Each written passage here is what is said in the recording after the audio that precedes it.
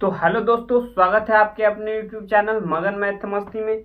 चलिए दोस्तों, तो आज हम क्या देखेंगे, मैथ और रीजनिंग का सॉल्यूशन देखेंगे जो संडे को टेस्ट हुआ था आपका बसंतपुर में।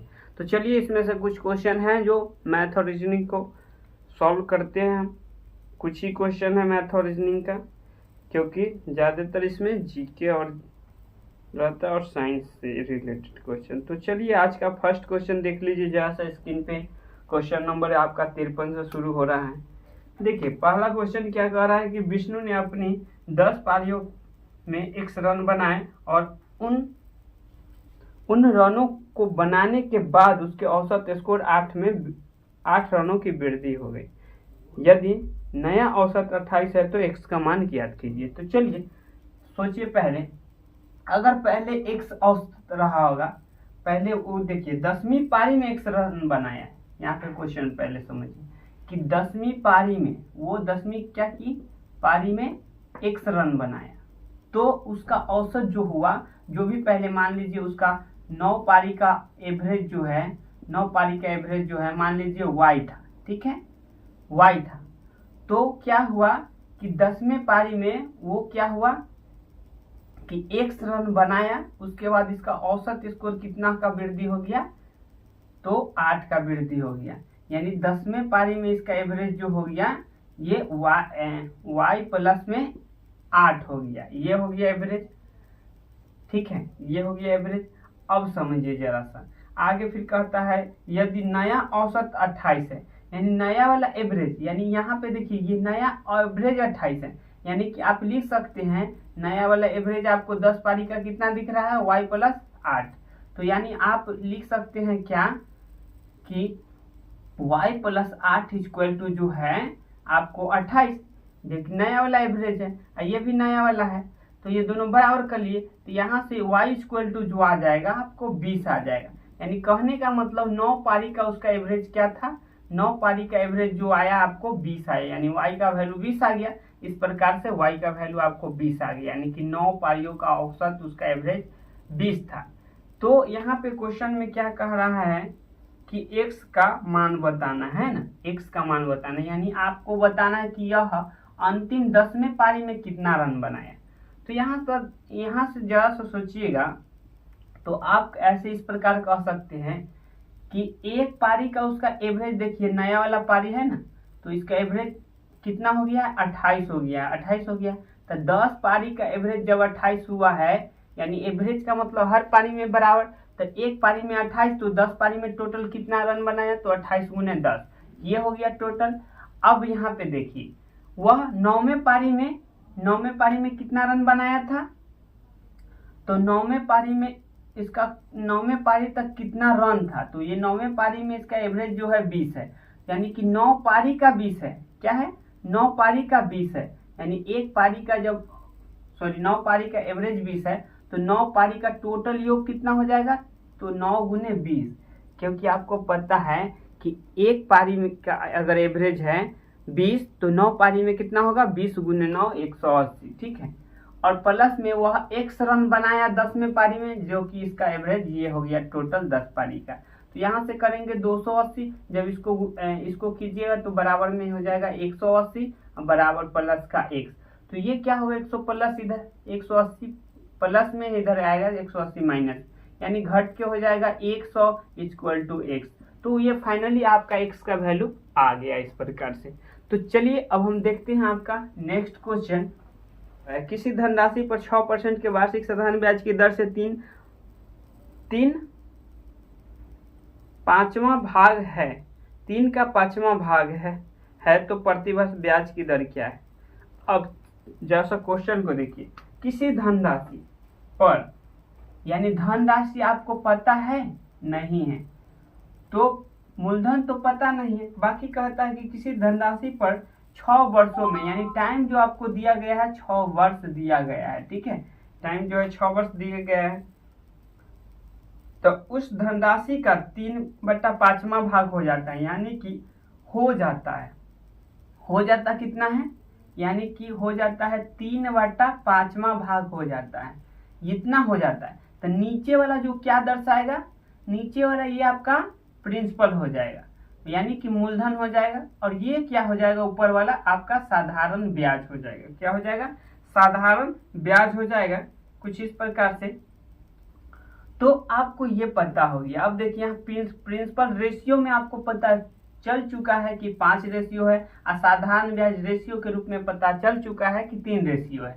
तो यहाँ से आपको क्या लाना है, रेट लाना है कि रेट कितना परसेंट है। ठीक है, तो चलिए एक सिंपल सा फॉर्मूला है, आपको साधारण ब्याज बराबर याद रखिएगा SI यानी कि सिंपल इंटरेस्ट बराबर हो गया P into R into T, P into R into T upon 100।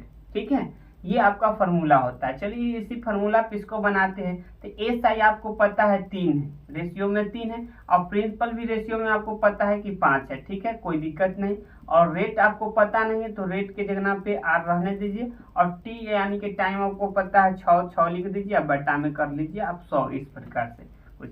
तो चलिए ये 3 से कट जाएगा, 3 दूनी के 6, 3 दूनी के 6 यानी ऊपर से ऊपर कट जाता है। ठीक है, और 5 दूनी 10 बन जाएगा, तो ये 10 से 10 दा में 100 कट जाएगा। ठीक है, 5 दूनी 10 से 10 दा में 100 कट जाएगा।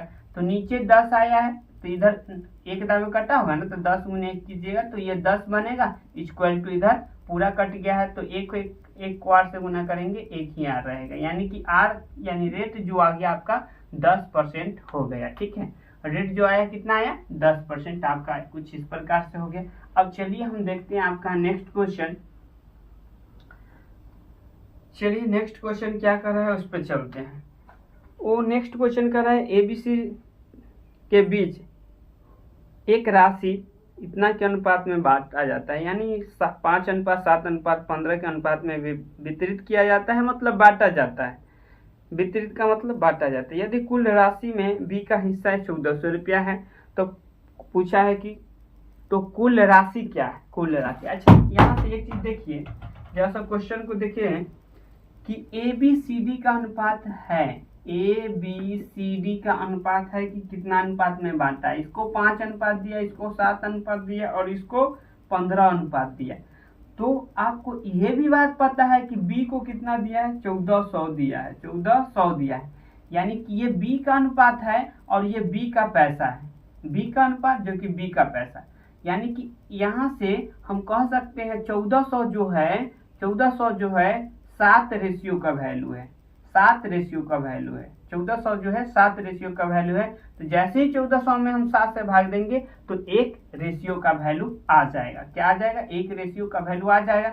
बाकी आपको कुल पैसा लाना है ना, कुल पैसा लाना है तो 15 और 5 20 और 7 27, यानी कि टोटल जो है 27 रेशियो में बांटा है, टोटल पैसा 27 रेशियो है। यानी यहाँ से आप भाग दिए तो 1 रेशियो का वैल्यू आया, आपको लाना है कुल पैसा 27 रेशियो बांटा है, तो यहाँ 27 से गुना कर देंगे तो ये 27 रेशियो का वैल्यू आ जाएगा, यानी कि आपका कुल पैसा आ जाएगा। तो चलिए इसको हम सॉल्व कर लेते हैं। 7 से कट जाएगा ये 7 दूनी के 14 और डबल 0। ठीक है, तो 27 दूनी के 54, 27 दूनी के 54 और इस पे डबल 0, यानी कहने का मतलब टोटल कुल पैसा जो था 5400 रुपया बांटा था ABCD में। ठीक है, तो ये इस प्रकार कुछ हो गया। चलिए अब देखते हैं आपका नेक्स्ट क्वेश्चन। नेक्स्ट क्वेश्चन क्या कर रहा है उस पर चलिए। कह रहा है यदि संख्या दिया हुआ है कुछ इस प्रकार से जो दिया हुआ है और उसके बाद इसको बढ़ते क्रम में व्यवस्थित किया जाता है, तो मध्य में कौन सा अंक आएगा। मतलब ये एक संख्या आपको इस प्रकार से लिखा हुआ और इसको बढ़ते क्रम में सजाना है। ठीक है, बढ़ते क्रम में सजाना है। कुछ इस प्रकार से दिया हुआ है, 0 है, 1 है, ये 7 है, फिर 9 है, 8 है, 1 है, 6 है।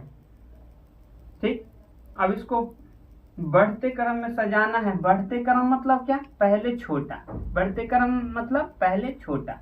तो देखिए इसको पहले छोटा लिखेंगे तो सबसे छोटा 0 है, उसके बाद क्या है 1 है, उसके बाद क्या है आपका 2 है, उसके बाद क्या दिख रहा है इसमें 6 दिख रहा है, उसके बाद क्या दिख रहा है 7 दिख रहा है, उसके बाद क्या दिख रहा है आपको 8 दिख रहा है, उसके बाद 9, यानी टोटल नंबर था 3 और 3 6 1 7, यहाँ 3 3 6 1 7, यानी टोटल नंबर लिखा चुका है। ठीक है, तो आपसे पूछा है कि मध्य में, मध्य मतलब बीच में, यानी कि दोनों के बीच में, तो आप क्या कीजिएगा बीच वाला लाना है। तो यहाँ पे नंबर देखिए क्या है, 1 2 3 4 5 6 7, यानी टोटल नंबर 7 है।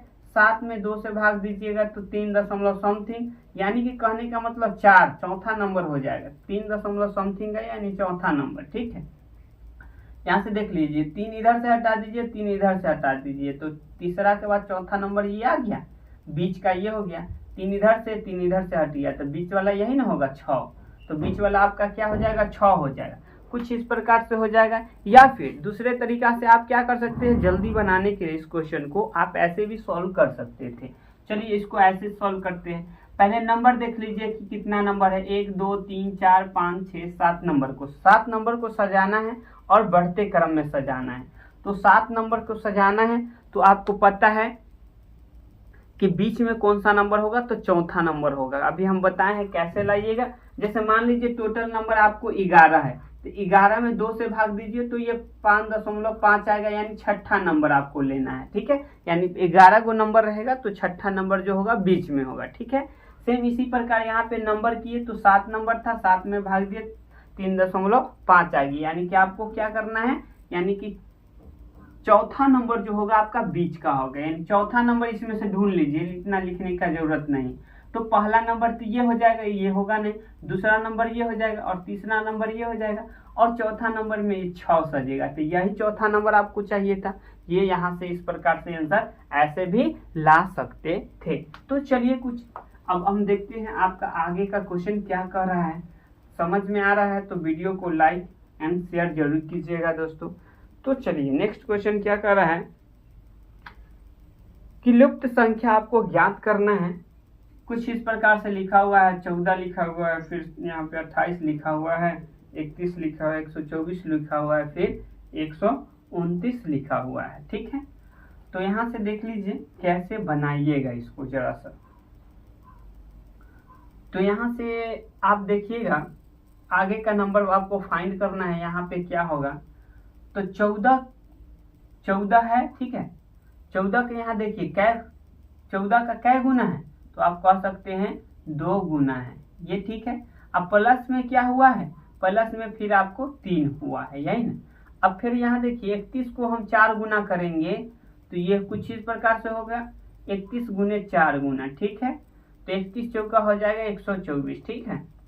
अब यहाँ पे देखिए गुना 2 किए तो +3 हुआ, गुना 4 किए तो हमरी +5 होना चाहिए। तो देखिए तो +5 है क्या, हाँ 24 5 29 है। तो इसका मतलब क्या है, पहले 2 गुना फिर 4 गुना, तो अमरी क्या गुना करना होगा, 6 गुना करना पड़ेगा। क्या गुना करना पड़ेगा, 6 गुना करना पड़ेगा, ठीक है। तो आप डायरेक्टली इसको 6 गुना कर लीजिए। तो 6 गुना करिएगा, 6 नमा के 54 हासिल हो जाएगा 5, ठीक है। 6 नमा के 54 हासिल 5 और 6 दूनी के 12 5 17, ठीक है, हासिल 1 6 1 7, यानी 774। कुछ इस प्रकार से यहाँ का नंबर आपको पता हो जाएगा कि 774 होना चाहिए था इसमें। तो हो ऑप्शन में आपको खूब ही दिख रहा है, ऑप्शन नंबर सी है। अगर मान लीजिए इस आगे का नंबर पूछा जाता, यहाँ से पूछा जाता, तो यहाँ पे देखिए पहले +3 हुआ फिर +5 हुआ, तो आगे यहाँ 3 और 2 5 हुआ, यानी 2 बढ़ा, यानी 2 5 और 2 7, यानी कि इसमें आगे का नंबर लाना रहता तो +7 करना पड़ता है, यानी इसी में 7 जोड़ देते तो इससे अगला नंबर आ जाता। जैसे कि 7 जोड़िएगा 7 4 11, यानी कि 81, यानी 781 आगे का नंबर पूछा जाता। तो कुछ इस प्रकार से आप ला सकते थे। तो चलिए अब हम देखते हैं आगे का क्वेश्चन क्या कर रहा है, उस पे चलिए। तो नेक्स्ट क्वेश्चन देख लीजिए, नेक्स्ट क्वेश्चन क्या कर रहा है। यहाँ पे ABCD अल्फाबेट कुछ क्रम में लिखा हुआ है, इससे नेक्स्ट पद लाना है, यानी कि ABCD का क्वेश्चन हो गया। चलिए तो इसको बनाइए जरा सा। यहाँ पे देखिए D है, फिर क्या है F है, फिर क्या है J है और फिर पे P है, उसके बाद X है। आगे का आपसे पूछा गया है। तो यहाँ पे सबसे पहला नंबर काम क्या रहेगा, आपको अल्फाबेट का नंबर याद रहना चाहिए कि कौन सा अल्फाबेट किस नंबर पे आता है। इसका मतलब क्या हुआ, जैसे हम ABCD लिखते हैं ABCDEFG, इस प्रकार से लिखते हैं। तो यहाँ पे देखिए, यहाँ से देखिए क्या होगा कि 1 नंबर पे, ये 2 नंबर पे, ये 3 नंबर पे, ये 4 नंबर पे, ये 5 नंबर पे, ये 6 नंबर पे, ये 7 नंबर पे लिखते हैं। जी के बाद H होता है तो ये 8 नंबर पे लिखते हैं। तो ये आपको क्रम याद रहना चाहिए कि कौन सा क्रम किस नंबर पे है। ठीक, तो पहला बात क्या करना पड़ेगा, इस क्वेश्चन को बनाने के लिए पहले हमको करना पड़ेगा इसको नंबर में कन्वर्ट, अल्फाबेट को करना होगा नंबर में कन्वर्ट। तो चलिए कुछ इस प्रकार से हम इसको 4 समझते हैं, इसको 6 समझते हैं, ये 6 4 10 है, 10 ये 16 में आता है और ये 24 में आता है, कुछ इस प्रकार से।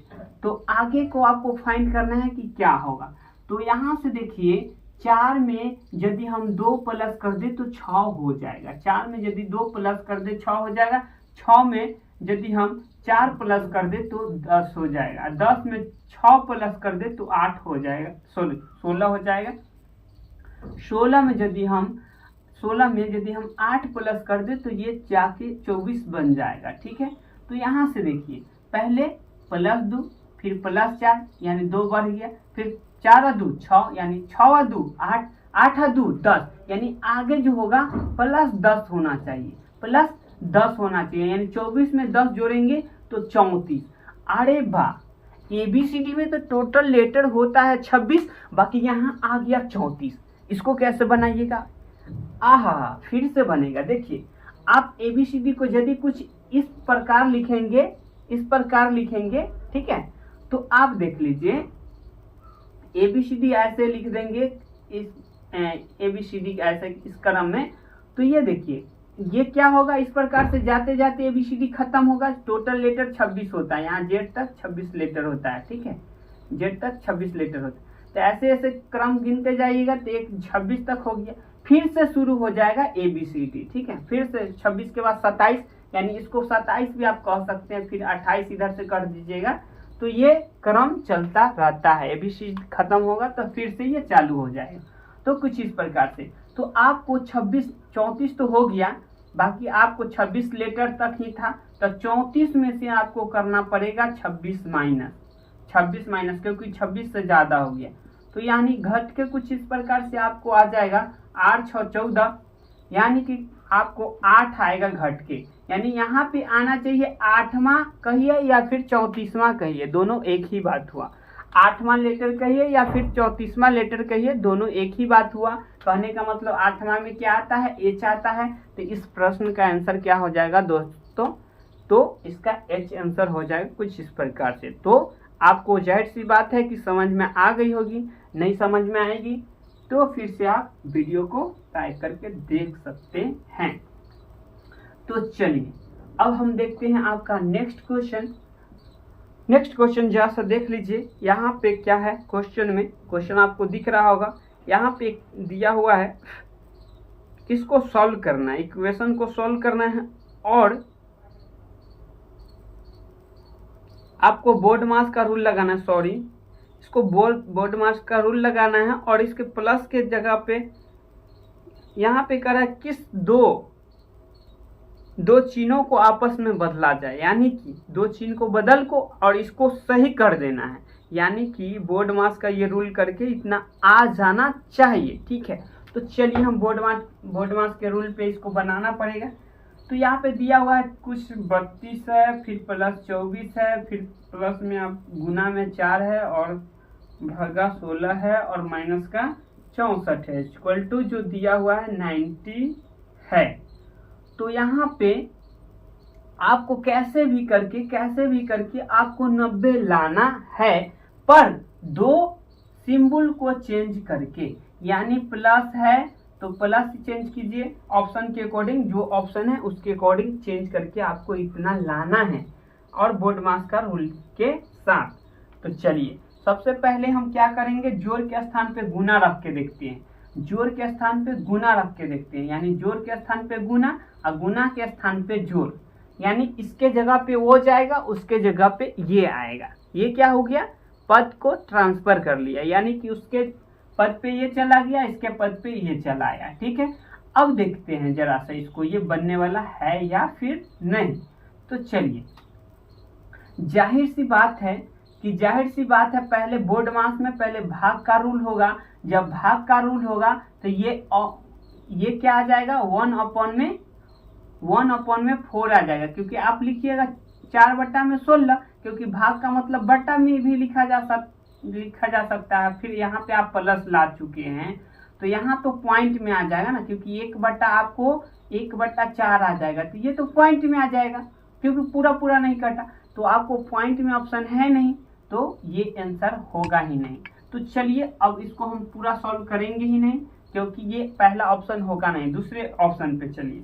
दूसरा ऑप्शन पे कहता है भाग के स्थान पे जोड़, जोड़ के स्थान पे भाग। यानी यहाँ पे यदि हम जोड़ रख दें और जोड़ के स्थान पे भाग रख दें, तो ये भी सोचिए कि आप यहाँ पे ये सोचिए कि यहाँ पे 32 है, बट्टा में 24 है और गुने में आपका क्या है 4 है।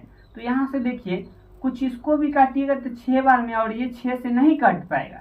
तो ये जब नहीं कट पाएगा तो यानी दशमलव में इसका भी आंसर जाएगा। बात समझ में आया? जो कि आपको बराबर में दशमलव में नहीं है, ठीक है। तो ये भी आपका इक्वेशन में आपका ये चीज चेंज करने से नहीं होगा। तो चलिए अब अगला सिंबल क्या है आपका, भाग और गुना को चेंज करना है। यानी भाग और गुना, यानी भाग के स्थान पे गुना और गुना के स्थान पे भाग यहाँ पे रख देते हैं। तो चलिए अब इसको सॉल्व करके देखते हैं। तो सबसे पहले भाग का क्रिया होगा, तो इसमें भाग देंगे तो 4 से 14 में भाग लग जाएगा, ठीक है। और इसके बीच में फिर यहाँ पे गुना है, इतना में हम भाग कर चुके हैं, ठीक है। तो अब इस भाग करने के बाद हो गया आपको 6, और तो यहाँ पे आपको क्या हो गया, गुना का सिंबल हो गया। तो गुना यानी कि 16 गुने 6 करना है, ठीक है। और माइनस का आपका 64 हो गया और बराबर के 90 है, और यहाँ पे प्लस का 32 है। तो चलिए इसको यदि हम करेंगे 16 × 96, माइनस के आपका 64 और प्लस के आपका 32 हो गया, ठीक है। कुछ इस प्रकार से। अब देखिए यहाँ पे आपको 64 माइनस करना है, ठीक है। 64 माइनस करना है, तो आप क्या कीजिएगा, 16 × 96, ठीक है। आपको 64 माइनस करना है, तो माइनस का 64 हो गया, यहाँ पे 32। तो यहाँ देखिए 32 और 64, ये दोनों को यदि आप क्या कीजिएगा जोड़ के, और ये 64 आपको घटाना है। तो यहाँ से जरा सा सोचिए पहले कि 64 घटाने के लिए ये 32 है, यदि इसमें से 32 और घटा लेंगे तो ये आपका 64 पूरा पूरी घट जाएगा। तो 32 जैसे ही इसमें से घटाएंगे, क्योंकि 32 यहाँ से ये दोनों प्लस में है तो दोनों तो जुटेगा ही। तो जोड़ ऐसे जोड़ के भी बना सकते हैं, सोच के भी बना सकते थे कि ये आंसर नहीं होगा, क्योंकि ऐसे में आप कर सकते थे कि देखिए कि टोटल 64 घटाना है आपको, ये दोनों प्लस में है तो इसी दोनों में से घटाना है। तो दोनों जोड़ने से अच्छा है कि हम एक बार में ही कर लेते। 32 इसको दे दिए तो 32 और घटाना है, यानी कि इसमें से 32 घटा लेंगे तो ये 90 से कम आ जाएगा, जो कि ये आपको 90 लाना था। तो ये भी आंसर नहीं होगा। क्यों? क्योंकि ये आपका उत्तर नहीं दे पाता है, इसका वैल्यू उसके बराबर नहीं हो पाता है। क्योंकि आप देख लिए इसको जब जैसे ही भाग कीजिएगा तो ये क्या आ जाएगा, 6 आ जाएगा, और 6 के 16 से गुना कीजिएगा, 16 से 96 हो जाएगा। 96 में से 64 जब माइनस कर लीजिएगा तो आपको क्या आ जाएगा, 32 आ जाएगा। अब 32 और 32 जोड़िएगा तो 64 आ जाएगा, जो कि आपको आना चाहिए था 90। तो ये आंसर आपका होगा ही नहीं। तो चलिए अब दूसरा सिंबल लास्ट है। तो अब जब सब को सब चेक कर लिए तो लास्ट वाला आंसर तो होना ही है, तय है। तो आगे का हम सॉल्व न भी करके आंसर दे सकते हैं। अब देखिए यहाँ पे जोड़ के स्थान पे घटाव रख देना है, घटाव के स्थान पे आपको जोड़ रख देना है, ठीक है। तो कुछ इस प्रकार से। तो चलिए यहाँ पे हम कर लेते हैं पहले कैलकुलेशन। तो यहाँ पे सबसे पहला नंबर बात कि आपको करना होगा पहले भाग का क्रिया, यानी कि 24 गुना 4 और भागा में 16। तो ये 4 से कटेगा आपको कै बार में, तो 4 बार में। 4 से कटेगा ये 6 बार में, ठीक है। और यहाँ पे आपको क्या है, 16 तो हो गया। तो फिर माइनस का आपको है 64, नहीं सॉरी माइनस नहीं, यहाँ पे प्लस हो जाएगा, क्योंकि यहाँ पे तो सिंबल चेंज करके प्लस हो चुका है। और यहाँ पे माइनस का हो गया आपको 32, नहीं सॉरी 32 माइनस का ये हो गया 6, क्योंकि यहाँ तो काटने के बाद 6 हो चुका है ना। तो चलिए अब दोनों को जोड़िए। तो ये दोनों जोड़ के क्या आएगा आपका, दोनों जोड़िएगा तो 96 आएगा, ठीक है। 96 और माइनस का ये आपका 6 हो गया, यानी कि 90 के बराबर ये दे दिया। तो आपका राइट आंसर जो है ऑप्शन नंबर डी हो जाएगा, ठीक है। तो कुछ इस प्रकार से आपका इतना ही क्वेश्चन था। तो इस वीडियो में इतना ही। थैंक यू, जय हिंद, जय भारत दोस्तों। फिर मिलते हैं नेक्स्ट वीडियो में।